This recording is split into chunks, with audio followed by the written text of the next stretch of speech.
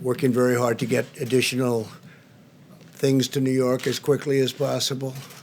As you know, we took care of the hospital, including personnel, the 2,500 beds that we built just recently at Javits, including personnel.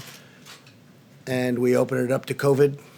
And that's something that we also did in Louisiana, and we're doing it in Dallas. So we have a lot of not only hospitals being built, but now we're manning the hospitals because states are, in many cases, unable to get additional people to work. It's just an incredible situation. There's never been anything like this. We're working to ensure that the supplies are delivered where and when they're needed. In some cases, we're telling governors, we can't go there because we don't think you need it, or we think someplace else needs it. And pretty much so far, we've been right about that. And we'll continue to do it as it really gets. This will be probably the toughest week between this week and next week.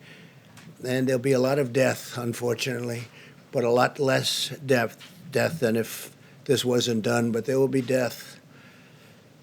We're looking for an obvious focus in the hardest hit regions. Some of them are obvious and some aren't so obvious. They spring up, they come, and they hit you like you got hit by a club. And we're going to be adding a tremendous amount of military to help supplement the states. Thousands of soldiers, thousands of medical workers, professionals, nurses, doctors. And it'll be a large number. We'll be telling them over the next very short period where they're going. They're going into war. They're going into a battle that they've never really trained for. Nobody's trained for this. Nobody's seen this. I would say since 1917, which was the greatest of them all. The greatest of this type of battle, probably the greatest of them all, right? 1917.